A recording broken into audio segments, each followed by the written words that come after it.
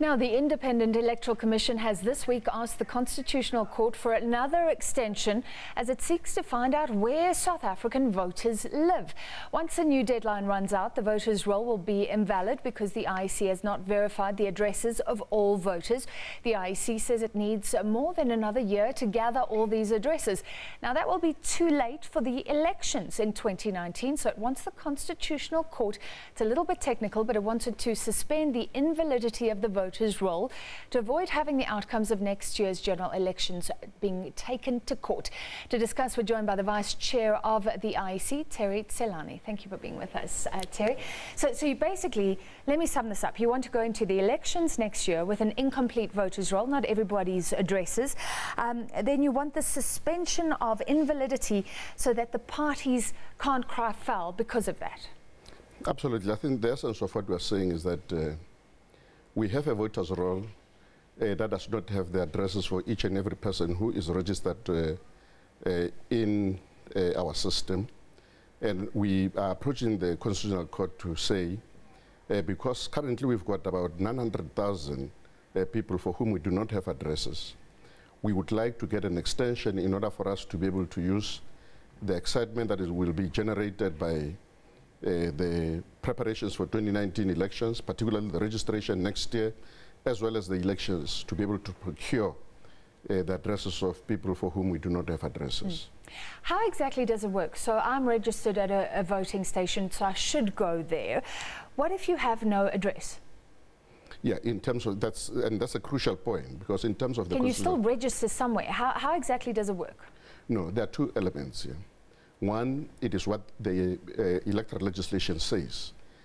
Section 8.3 of the Electoral Act says that every person who registers must be registered within a voting district. So the chief electoral officer must be satisfied that that person is properly registered. And then if you do not have an address, it is not possible for the chief electoral officer to satisfy himself or herself that you are correctly registered. And secondly, Section 16.3 of the Electoral Act also says we've got to provide a voters' roll with addresses to the political parties. Now, if there is no address, it means the political parties will not be able to campaign to the correct constituency. So it means for us, as instructed by the Constitutional Court, we've got to make sure that every person who is on a voters' roll does have an address. I'm trying to understand, though, because you're saying you can't do it before the election. So those 900,000 people where you haven't recorded their addresses, is there any way they can go and then give their addresses as they vote, as they pre-register, or how will it work? Or are these nearly 1 million people who can't vote? I'm just trying to understand what happens to them exactly. Precisely, that's our prayer to the Constitutional Court, to say, because we've got about 900,000 people for whom we do not have addresses, please allow us an opportunity to register, rather to update the details, firstly during the registration period that we're going to have during the registration weekend.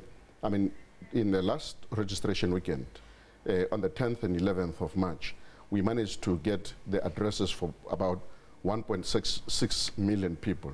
So we are confident that we'll be able to get more people coming forward to update their details when we open all our registration stations.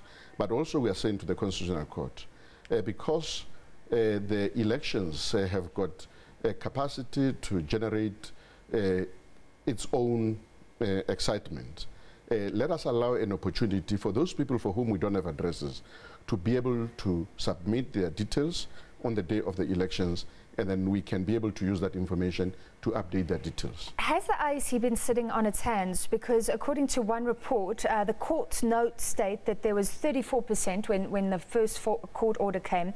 You're now up to about 72%, some say 82%, but subsequent reports showed that there had been little progress since December 2016. Have you been sitting on your hands?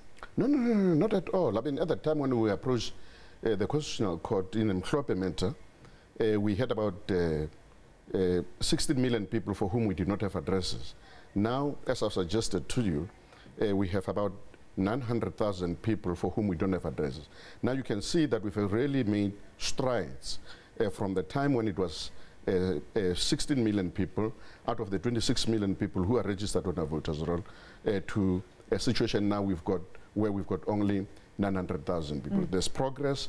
We're making progress, and we're satisfied, and we believe that we've made a compelling case to the Constitutional Court.